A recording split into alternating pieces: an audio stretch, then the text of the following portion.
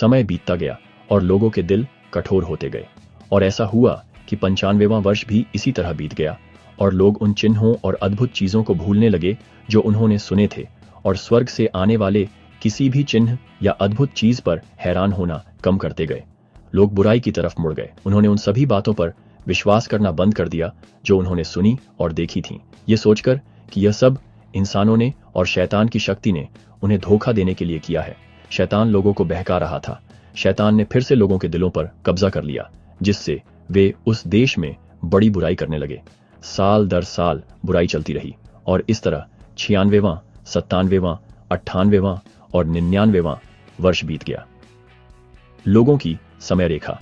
लीहाई के यरूशलेम छोड़ने के बाद से 609 साल बीत चुके थे। मसीह के जन्म के चिन्ह के बाद से 9 साल बीत चुके थे। नीफाई का बेटा नीफाई, जिसके पास अभिलेखों की जिम्मेदारी थी, जरा हेमला देश वापस नहीं लौटा। बहुत उपदेश और भविष्यवाणी के बावजूद लोग बुराई में ही रहे। युद्ध शुरू हो गए।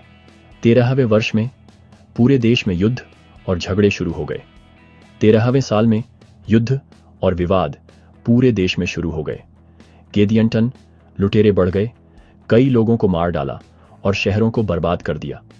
नीफाई और लेमनियों लोग एक हो गए। प्रभु में परिवर्तित हुए लेमनियों लोग लुटेरों से अपने जीवन, परिवारों, चर्च और आजादी की रक्षा के लिए नीफाइयों के साथ मिल गए। 13वां वर्ष समाप्त होने से पहले युद्ध के कारण नीफाइयों को पूरी तरह से नष्ट होने का खतरा था। लेमनियों लोग नीफाई बन गए। जो लेमनियों लोग नीफाइयों के साथ मिल गए थे, उन्हें उनके बीच गिना गया। उनका श्राप उनसे दूर हो गया और उनकी त्वचा नीफाइयों की तरह सफेद हो गई। लेमनियों लोगों का बदलाव। उनके जवान बेटे और बेटियां सुंदर हो गए और उन्हें नीफाई कहा जाने लगा। 14वें वर्ष में युद्ध जारी रहा, लेकिन नीफाइयों को फायदा हुआ और उन्होंने लुटेरों को पहाड़ों में खदेड़ दिया। हार और फिर युद्ध। 15वें वर्ष में नीफाइयों के बीच बुराई और मतभेद के कारण गेदियंटन लुटेरों को फायदा हुआ। हमारे साथ जुड़ने के लिए धन्यवाद। अगले वीडियो में मिलते हैं।